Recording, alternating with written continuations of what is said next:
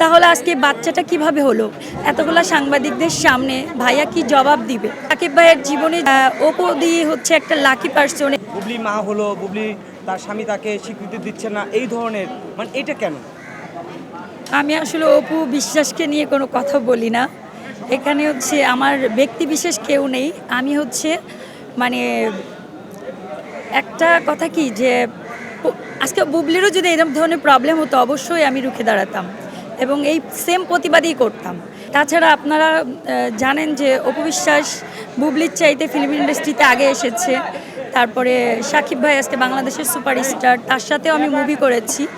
আমরা 1 মাস ছিলাম মালয়েশিয়াতে, হাত ছবিটা করেছিলাম শাফিউদ্দিন শাফির।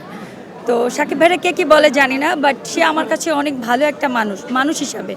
আমরা 1 মাস ছিলাম। তো সবার জন্য শুভকামনা রইল। আর সাকিব ভাইকে আমি সেই কথাটা বলবো, এতগুলা ক্যামেরা, এতগুলা সাংবাদিক ভাইরা, যে ভাইয়া এমন কোনো কথা বলবে না যেটা নোট করা থাকে। আপনি বলেছিলেন যে এই ভদ্র মহিলার কোনো অস্তিত্ব আমার জীবনে নাই। তাহলে আজকে বাচ্চাটা কিভাবে হলো? এতগুলা সাংবাদিকদের সামনে ভাইয়া কি জবাব দিবে? এটা অবশ্যই সাকিব ভাইয়ের কাছে আমি মানে প্রশ্নটা রাখলাম এই জন্য যে ভাইয়া দিন শেষে আমরা একটা পরিবার, আমাদের সমাজ নিয়ে থাকতে হয়। আমরা হচ্ছে একটা মানে সব সমাজ পরিবার নিয়েই তো আমরা একটা সোসাইটি মেনটেন করি। সো ভাই আমি চাই না আপনাকে নিয়ে সমালোচনা হোক বা বুবলিকে নিয়েও এই ধরনের কোনো সমালোচনাই পড়ুক।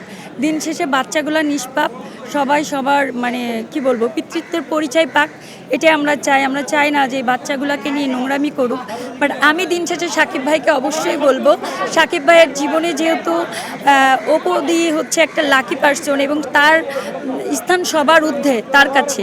তো আমি বলবো যে সাকিব ভাই আপনি অপু দিদিকে এবং জয়কে এবং আপনার যে বাচ্চাগুলো আছে তাদেরকে নিয়ে ভালোভাবে থাকবেন, বাট অপু বিশ্বাসকে নিয়ে সংসার করুক, এটা আমি মনে প্রাণে চাই।